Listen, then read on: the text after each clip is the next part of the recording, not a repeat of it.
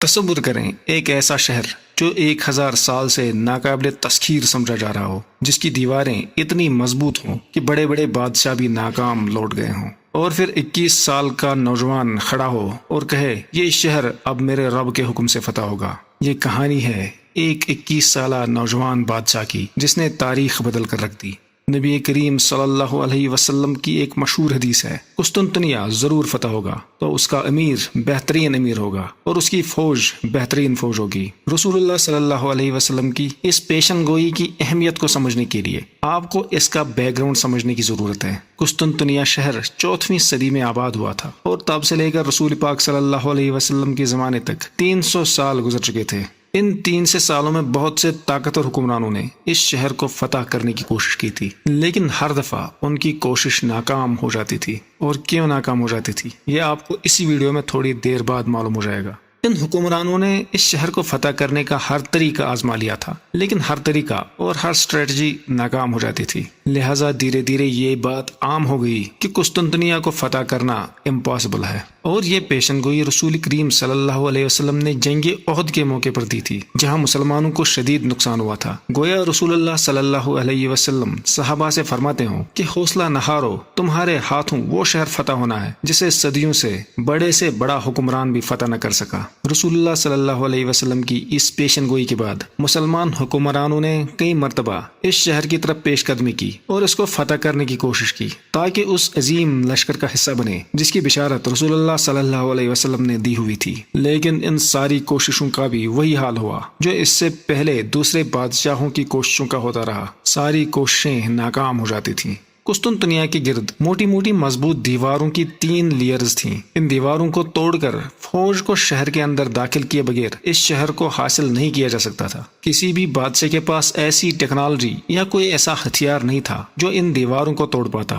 اس شہر کی جغرافی لوکیشن بھی بہت اسٹریٹجک تھی۔ اس کے 3 اطراف سے پانی تھا اور صرف ایک طرف سے خشکی کا راستہ تھا جہاں سے فوجیں حملہ آور ہو سکتی تھیں۔ خشکی والے راستے کو اگر بند بھی کر دیا جاتا تب بھی ان کے سمندری راستے کھلے ہوئے تھے اور ان کی سپلائی لائن برقرار رہتی تھی۔ ان لوگوں نے سمندر کے اس حصے کو جہاں سے ان کے اوپر کوئی فوج نیوی کے ذریعے سے حملہ کر سکتی تھی ایک مضبوط لوہے کی زنجیر سے بلاک کر دیا تھا جسے گولڈن چین کہا جاتا ہے۔ سمندر کا جو علاقہ اس گولڈن چین سے بلاک ہو جاتا تھا اسے گولڈن ہارن کہا جاتا ہے۔ گولڈن ہارن کے اندر نیوی کو داخل کرنا امپاسبل تھا، لیکن اس کے اندر نیوی داخل کیے بغیر اس شہر کو فتح کرنا ناممکن تھا۔ اگر کوئی فوج سمندری جہازوں کے ذریعے ان رکاوٹوں کو عبور کر کے گولڈن ہارن کے اندر داخل ہونے کی کوشش کرتی تو بازنطینی نیوی کے پاس گریک فائر نامی کوئی ایسا ہتھیار تھا جس کی مدد سے یہ لوگ حملہ ہونے والے جہازوں کو جلا کر راکھ کر دینے کی صلاحیت رکھتے تھے۔ لہٰذا نیوی کے ذریعے سے اس شہر پر حملہ کرنے کی کسی کی بھی جرات نہ ہوتی تھی۔ سلطان محمد فاتح یوں تو 12 سال کی عمر میں ہی سلطان کے تخت پر بیٹھ گئے تھے، لیکن باقاعدہ طور پر 19 سال کی عمر میں سلطنت عثمانیہ کی باغ ڈور سنبھالی۔ سلطان محمد فاتح نے تخت سنبھالتے ہی فیصلہ کر لیا تھا کہ میری زندگی کا ایک ہی مقصد ہے، قسطنطنیہ کو فتح کرنا۔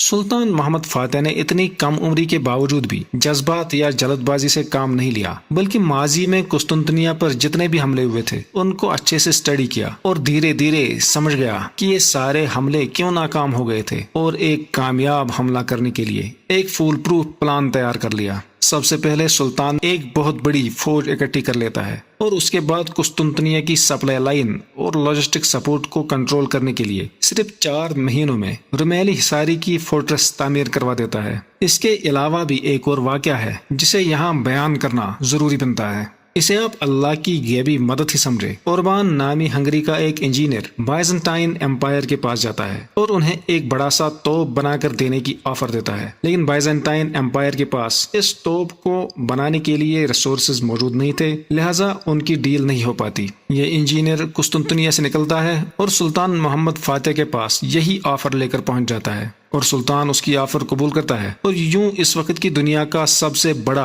اور ماڈرن توپ بنا دیا جاتا ہے جو قسطنطنیہ کی دفاعی دیواروں کو توڑنے کی صلاحیت رکھتا تھا۔ اب سلطان کی تیاری مکمل ہو گئی تھی، لہٰذا اس نے قسطنطنیہ کا محاصرہ کر لیا۔ ان بڑی بڑی توپوں سے شہر کی دیواروں پر حملہ کر کے انہیں توڑنے کی کوشش کی گئی، لیکن ان توپوں کا یہ مسئلہ تھا کہ دن میں ان توپوں کو صرف 7 مرتبہ فائر کیا جا سکتا تھا۔ ان کو لوڈ کرنے میں کافی وقت لگتا تھا۔ جس دورانیہ میں مسلم فوجی ان توپوں کو ریلوڈ کرتے تھے، اسی دورانیہ میں بائزنٹائن فوجی ٹوٹے ہوئے دیواروں کی مرمت کر دیتے تھے۔ یہی کرتے کرتے تقریباً 16 دن گزر گئے، لیکن قسطنطنیہ فتح نہیں ہو پا رہا تھا۔ مسلمان فوجیوں کے حوصلے پست ہونے لگے تھے، یہاں تک کہ سلطان کے ایڈوائزرز بھی کہنے لگے کہ بائزنٹائن امپائر کے ساتھ کوئی ڈیل کر کے واپس چلے جانا چاہیے۔ سلطان نے ان ایڈوائزرز کی بات نہ سنی، لیکن سلطان کو اندر سے یہ احساس ہو گیا تھا کہ گولڈن ہارن کے اندر گھس کر نیوی کی طرف سے حملہ کرنے کے بغیر اس شہر کو فتح نہیں کیا جا سکتا۔ لیکن مسئلہ یہ تھا کہ اس گولڈن ہارن کا راستہ گولڈن چین سے بند کیا گیا تھا، اور اگر کوئی اس گولڈن چین کو توڑ کر اندر گھسنے کی کوشش کرتا تو وہاں بائزنٹائن نیوی اسے تباہ کرنے کے لیے تیار کھڑی تھی۔ پھر اس گولڈن ہارن میں اپنی نیول شپس داخل کرنے کے لیے سلطان نے ایسی حیران کن اسٹریٹجی عمل میں لائی جو دنیا نے اس سے پہلے کبھی نہ دیکھی تھی اور نہ ہی اس کے بعد کبھی دیکھی۔ اور پھر ان ایڈوائزرز سے کہا جو سلطان کو واپس لوٹنے کا مشورہ دے رہے تھے، یہ شہر اب میرے رب کے حکم سے فتح ہوگا۔ پھر سلطان کے حکم سے آس پاس جتنے بھی درخت تھے انہیں کاٹ دیا گیا اور انہیں پہیوں کی شکل دی گئی، اور جتنے بھی جانور اس فوج کے ساتھ تھے سب کو ذبح کر کے ان کی چربی نکالی گئی اور اسے پگھلا کر خشکی کے راستے پر ڈال دیا گیا۔ اس راستے پر لکڑی کے یہ پہیے ڈالے گئے اور پھر ان پہیوں کے اوپر سے سمندری جہازوں کو تقریباً 5 کلومیٹر تک گھسیٹا گیا۔ یوں مسلمان نیوی بائزنٹائن نیوی کی ڈیفنس کو بائی پاس کرتے ہوئے گولڈن ہارن کے اندر داخل ہو جاتی ہے۔ اور حیران کن بات یہ ہے کہ یہ سارا کام راتوں رات کیا گیا تاکہ بازنطینیوں کو اس اسٹریٹجی کا پتہ نہ چل سکے۔ جب بازنطینی صبح کو اٹھے تو انہوں نے ترک نیوی کو اپنے سامنے پایا اور ان کے حوصلے ٹوٹ گئے۔ اب قسطنطنیہ پر سمندری اور خشکی دونوں اطراف سے حملے جاری تھے، اور کچھ ہی وقت میں مسلمان فوجیں اس شہر کے اندر داخل ہوئیں، اور یوں مسلمانوں نے اس شہر کو جسے انوینسیبل سمجھا جاتا تھا اللہ کی مدد سے فتح کر لیا۔ اس دور کی جنگوں کا یہ معمول تھا کہ کسی بھی علاقے کی فتح کے بعد فاتح فوجیں شہر میں قتل و غارت کرتی تھی، اور کچھ مسلمان فوجیوں نے قسطنطنیہ میں داخل ہونے کے بعد ایسا کیا، لیکن بہت جلد سلطان نے اعلان کیا کہ قسطنطنیہ میں کوئی بھی فوجی قتل و غارت نہ کرے۔ سلطان محمد فاتح نے شہر میں داخل ہوتے ہی حضرت ابو ایوب انصاری رضی اللہ تعالیٰ عنہ کی قبر پر حاضری دی اور آیا صوفیہ کے چرچ کو مسجد میں کنورٹ کیا، اور ساتھ ہی یہ دعا بھی کی، اے اللہ اس آیا صوفیہ کو ہمیشہ مسجد ہی بنائے رکھنا، جو کوئی بھی اس کو دوبارہ سے چرچ بنائے گا اس پر اللہ کی لعنت ہو۔ سلطان محمد فاتح نے اس شہر کا نام قسطنطنیہ تبدیل کر کے اسلام بول رکھ دیا، اور آج اس شہر کو ہم استنبول کے نام سے جانتے ہیں۔ سلطان محمد فاتح کی اسی فتح کی وجہ سے اسے فاتح کا لقب دیا گیا۔ سلطان محمد فاتح کی یہ فتح کوئی تکا نہیں تھا۔ سلطان کم عمر ضرور تھا، لیکن علم اور فہم اور ملٹری اسٹریٹجی کو دیکھتے ہوئے یہ کہنا مشکل نہیں کہ اس سلطان کی تربیت بچپن سے ہی اسی طرح کی ہوئی تھی جیسے یہ لکھا جا چکا تھا کہ اس شہر نے اسی بابرکت سلطان کے ہاتھوں فتح ہونا ہے۔ اس ویڈیو کو لائک اور شیئر کریں اور ہمارے YouTube چینل کو سبسکرائب کریں۔ اللہ حافظ۔